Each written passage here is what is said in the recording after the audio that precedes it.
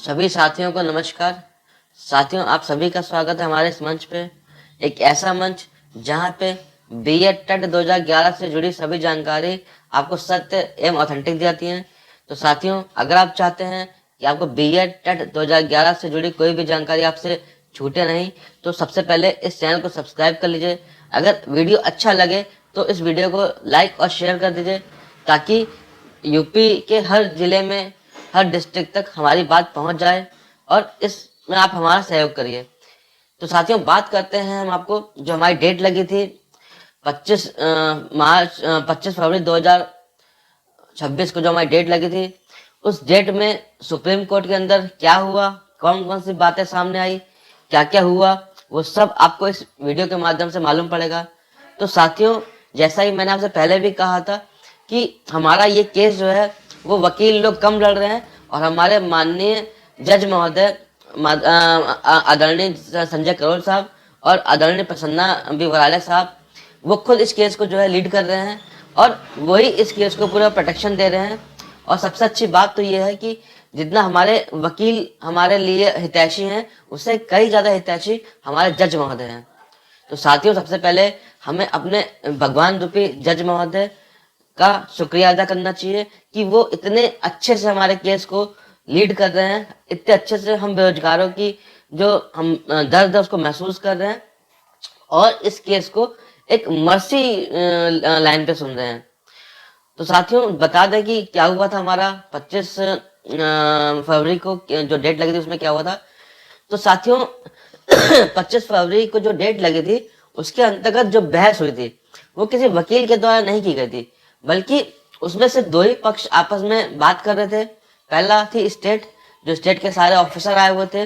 दूसरा थे हमारे आदरणीय जज महोदय। दोनों के बीच ही वार्ता हो रही थी और जैसा कि वकीलों को ब्रीफ भी किया गया था कि अगर जज साहब खुद स्टेट से बात करें तो वकील लोग वहां पे साइलेंट रहें, तब तक साइलेंट है जब तक कहीं पे उनसे कोई एडवाइस ना मांगी जाए। तो वैसा ही हुआ और जैसे ही कोर्ट शुरू हुई उसमें यह हुआ कि सबसे पहले स्टेट ने अपना वही पुराना जो था उनका, जो वो बार बार बोल रहे थे कि सर हमारे पास पद नहीं है, तो स्टेट ने इस बार ये बोला कि सर हमारे पास जो है वो 6100 पद खाली हैं, उसमें भी अधिकतर पद जो है वो कैटेगरी के हैं, तो सर हम कहाँ से कर दें। तो हमारे जज महोदय ने इस चीज को काउंटर करते हुए कहा कि आपके पास 61 पद नहीं खाली हैं, आपके पास 72,825 में 7,000 ज्यादा पद खाली हैं, हमें मालूम है, और 10,000 ये लिस्ट मैं आपको और दे रहा हूं, आप इनको जो है करके लाइए, क्योंकि हम ये जानते हैं कि वर्तमान में यूपी में कितने सारे पद खाली हैं प्राथमिक शिक्षक में। तो आप एक काम करो, जो आपके 7,000 पद जो है वो खाली जो आपके उसमें है 72,825 में, और साथ में जो ये लिस्ट मैं आपको दे रहा हूँ 16, 16,500, 17,000 की, इस लिस्ट में जो 10,000 है इसको भी आप जो है करा के लाओ और इसको जो है हम जो है पूरी इसको प्रोटेक्शन देंगे, आपके ऊपर कहीं से भी कोई बात नहीं आएगी। तो इस पे जो है हमारे स्टेट की तरफ से एक आ गया कि सर हमारे पास जो है क्या कहते हैं, हमारे पास तो सर कल को मान लिया बैंक को अगर हम कुछ दे देते हैं तो कल को ये सीनियोरिटी मांगने आ जाएंगे, पुराना एरियर मांगने आ जाएंगे। तो कोर्ट ने ये कहा कि नहीं नहीं नहीं, हम इनको ऐसा ऑर्डर देंगे कि ये पुराना एरियर नहीं मांग सकते और इनकी ज्वाइनिंग जिस दिन से होगी उस दिन से इनको जो है वो सैलरी दी जाएगी। तो इस पर स्टेट ने फिर घुमाने की कोशिश की। स्टेट ने फिर कहा कि सर मतलब हमारे पास हर डिस्ट्रिक्ट में इतने पद नहीं है, तो किसी में ज्यादा है किसी में कम है। तो इस पे हमारे जज साहब ने फिर काउंटर किया। जज साहब ने कहा कि कोई बात नहीं, ये अभ्यर्थी हैं, जो अभ्यर्थी यहाँ तक आ सकते हैं दिल्ली तक, वो यूपी के किसी भी डिस्ट्रिक्ट में जा सकते हैं। तो ये आप मैटर ना करो कि हमारे पास जो है डिस्ट्रिक्ट वाइज पद नहीं है, आप इनको किसी भी डिस्ट्रिक्ट में समायोजित करोगे कोई दिक्कत नहीं है, ये वहां जाने के लिए तैयार है। तो यहाँ पे ये देखिए साथियों, अब तक की बात में ये निकल गया कि जज साहब कितने अच्छे से ब्रीफ है। मतलब हम कह नहीं सकते कि भविष्य में कभी हमने ऐसा, या हमें कभी पास्ट में ऐसा इतना अच्छा जज देखा हो जो इस तरह से प्रोटेक्शन दे रहा हो। इसके बाद स्टेट जो कहती है कि सर कल को ये लोग जो है अगर हम इनको देते हैं तो ये मतलब वो मांगेंगे कि हमको जो है सीनियोरिटी दीजिए। तो जज साहब ने कहा नहीं नहीं नहीं, ऐसा कुछ नहीं है, ये सीनियोरिटी भी आपसे नहीं मांगेंगे, हम ऐसा ऑर्डर करेंगे कि ये सीनियोरिटी भी आपसे नहीं मांगेंगे, जिस दिन से ये लगेंगे उस दिन से इनका काउंट किया जाएगा। तो उन्होंने कहा सर ये लोग पेंशन वेंशन के लिए, कहीं नहीं, वर्तमान में जो भी पेंशन स्कीम चल रही है वही इन पे भी लागू होगी, ये अन्य पेंशन के लिए आप पे दबाव नहीं बनाएंगे। ये जज साहब के द्वारा कहा जा रहा है स्टेट से। इस पर जब स्टेट जब समझ गई कि किसी भी तरह जज साहब जो है वो इनको देने के लिए तैयार है, जो ये 16,500 की लिस्ट बनी है इसके इतना जज साहब जा नहीं रहे हैं तो स्टेट ने वहां पर टाइम मांगा कि सर ठीक है, हमको कुछ मतलब टाइम चाहिए कि हम क्या कर सकते हैं।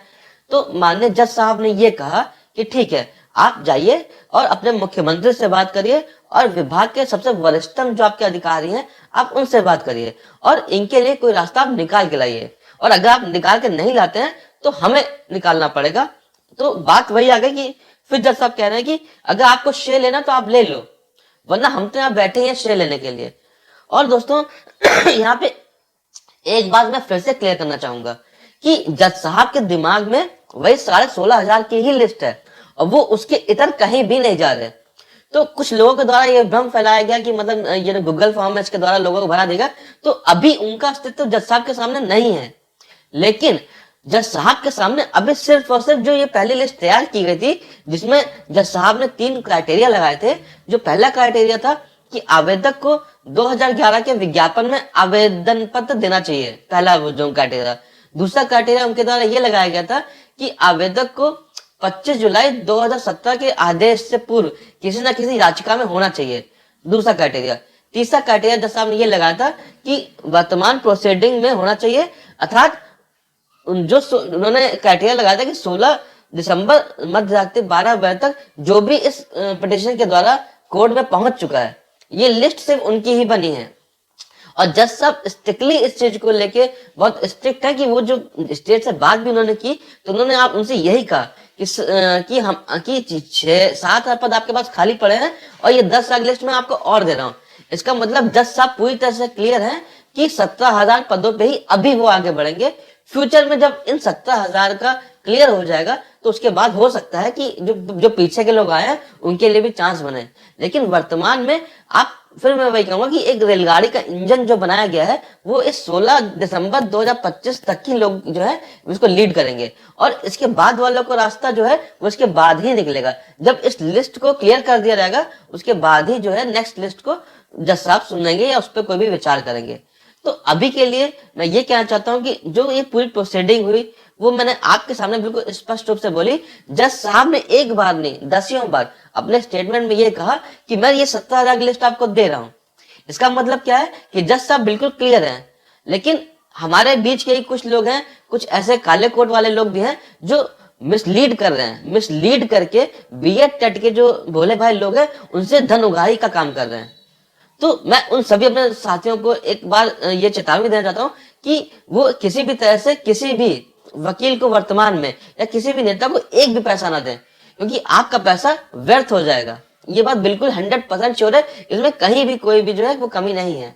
तो सबसे पहले मैं यहाँ पे यही कहूंगा कि जज साहब के द्वारा एक लिस्ट जो है वो दी जा रही है 17,000 की स्टेट को, और उनसे ये भी बोला गया कि आप इन 17,000 को करके लाओ। स्टेट ने उस पर कई पॉइंट दिए जिसका काउंटर खुद जज साहब ने किया, और जज साहब ने इतनी बखूबी किया कि मैं ये समझता हूँ कि अगर वहां पे कोई वकील भी होता तो इतने अच्छे से जो है स्टेट को काउंटर ना कर पाता जितने अच्छे से हमारे जो है जज साहब आदरणीय जज साहब ने किया है। तो दोस्तों ये सार था आपका जो था 25 फरवरी 2026 की जो सुनवाई थी, ये उसका मुख्य सार है। और सबसे अच्छी बात यहाँ पे यह है कि अब जज साहब ने साफ साफ ये कह दिया है कि अब आप जाइए और आप अपने मुख्यमंत्री से बात करिए, उनको ये बताइए। और दूसरी बात ये कहिए कि आप जो है अपने जो शिक्षा विभाग है, जो बेसिक शिक्षा परिषद है, उसके अधिकारियों से, जो वरिष्ठ अधिकारी हैं, उन तक ये बात पहुंचाइए और ये रास्ता निकाल के लाइए। और अगली डेट तक आप अगर रास्ता निकाल के ला रहे हो तो बहुत अच्छी बात है, वरना हम तो रास्ता निकालने जा रहे हैं।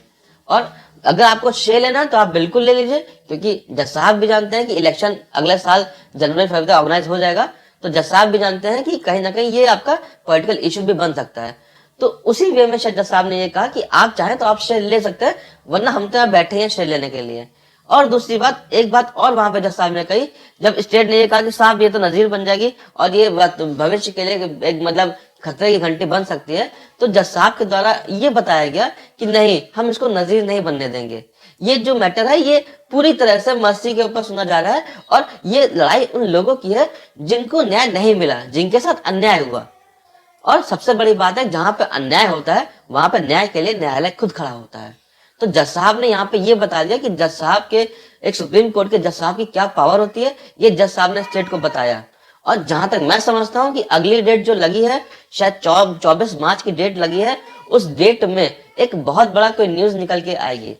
लेकिन तब तक के लिए मैं सभी साथियों से कहना चाहता हूँ, वो साथी जो 17,000 की लिस्ट के अंदर हैं और वो साथी जो 16 दिसंबर के बाद आए हैं, तो वर्तमान में जो प्रोसीडिंग चल रही है, जो भी इसमें जो आपका कल को बेनिफिट मिलता है, वो सबसे पहले जो है वो 16,500 17,000 की लिस्ट को मिलेगा। उसके बाद, क्योंकि जब ये 72,825 का बैरियर टूट जाएगा, उसके बाद उन लोगों के लिए एक जो है वो लोगस बनेगा। अर्थात पहले ये लिस्ट क्लियर हो जाएगी, उसके बाद जो नए लोग हैं जिन्होंने गूगल फॉर्म भरा है, उसके बाद उन पे कंसीडर किया जाएगा। और हम भी ये चाहते हैं कि अधिक से अधिक लोगों का इसमें जो है वो समायोजन हो। लेकिन साथियों, सबसे बड़ी बात यह है कि कोई भी चीज होती है वो सिस्टमैटिक वे से ही चलती है, और ये वर्तमान में ये प्रक्रिया भी एक सिस्टम के रूप में ही चल रही है। तो साथियों, उम्मीद करता हूं कि आपको जो 25 फरवरी 2026 की जो सुनवाई थी, उसका मैंने आपको ये विश्लेषण करके बता दिया। जो बातें कोर्ट रूम के अंदर हुई वो मैंने आप तक बिल्कुल सही सही पहुंचा दी। तो साथियों, उम्मीद करता हूं कि आपको अगर इसी तरह की सत्य और ऑथेंटिक जानकारी चाहिए है, तो साथियों इस चैनल को अधिक से अधिक सब्सक्राइब कर दीजिए, वीडियो को अधिक से अधिक शेयर कर दीजिए, ताकि ये वीडियो, ये बात हर बेरोजगार साथी तक पहुंच जाए। मिलता हूं साथियों आपसे अपने अगले वीडियो में, तब तक के लिए जय हिंद।